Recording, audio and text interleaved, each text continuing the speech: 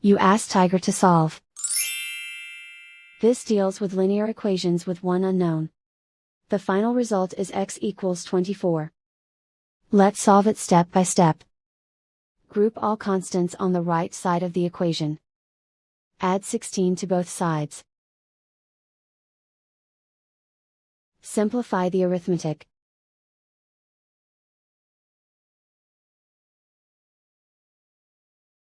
Isolate the x. Multiply both sides by 4. Group like terms. Multiply the coefficients.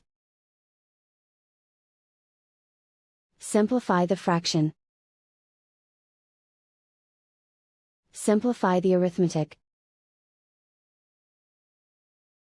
And so the final result is x equals 24.